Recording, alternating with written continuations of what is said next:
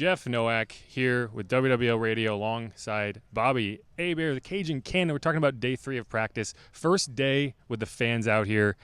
You know, it was hot, but I think we got through it. What were your takeaways from today? Yeah, well, the fans were into it. The fans were chomping at the bit. They finally get out there, and sometimes they just yell to be yelling, cheering. I go, what are they yelling at? Oh, Taysom Hill, DeMario. You know, they're all trying to get the players' attention. But you know what I like? The competitive spirit of the practice. And Coach Allen talked about this. The one particular rep, Jeff, and you can just see it was where was the play? Was it Carr on Lattimore? What was, I had it in my notes right here where, I was just talking about the one they were competing, and it was like, is it incompletion or incompletion? It was Alante Taylor. So it's like, and Chris Olave.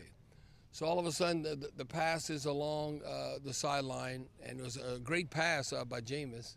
The ball was right there, and all of a sudden, Chris Olave makes a great catch.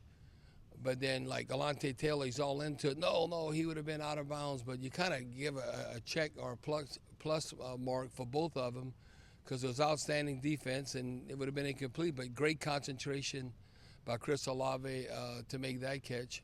And you and I was talking earlier, you know, and we brought it up, Dennis Allen, about the special teams and the competition, you know, kicker and punter, like not necessarily that's a shoe-in. You know, Thomas Morstead playing all these years, and you look at Blake Gillikin. But I don't know, Jeff, you made me pay attention to that.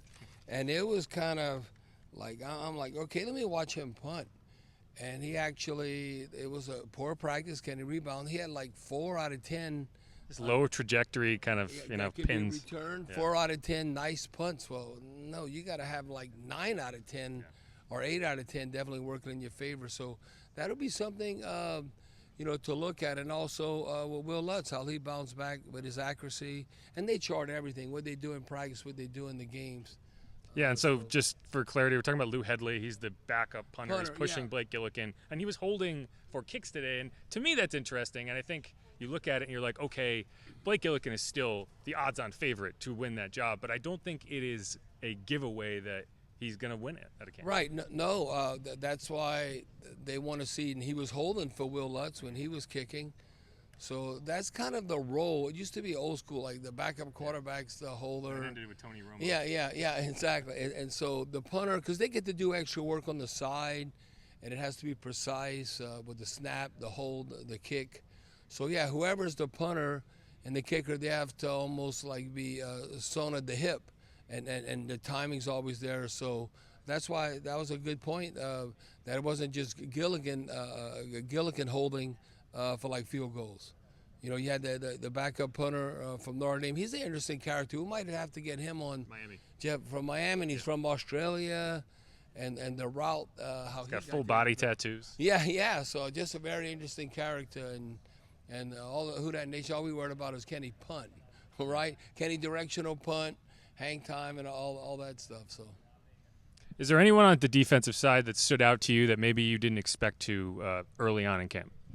Well, I finally took some notes. You know, you had like a David on your mind. I finally took some notes on Nathan Shepard.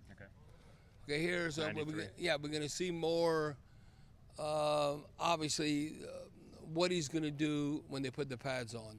But his run fit and where he was at, took a couple of notes on him that he'd have blew up the run. Well, we like that for the defense to blow up the run, but, you know, whoever's blocking him to see. But I think it'll be interesting to see where we're at, even the first game, you know, like when we play in the Chiefs and where we are as far as stopping run. Because that's one area, if our defense is going to stay amongst the best, that we got to play a whole lot better against the run. All right, and that's going to wrap it up for us today on this Friday. Is it Friday? It's Friday, edition of Saints Camp. We're back out here tomorrow with fans. First day of full pads on Monday. Make sure to check out WWL Sports Talk. 4 to 8 p.m. We'll be hearing from Paulson Adebo, Bobby, myself, and Steve Geller got an exclusive interview with the Saints cornerback today, so definitely check that out, WWLAMFM.com and the Odyssey app. Who dat?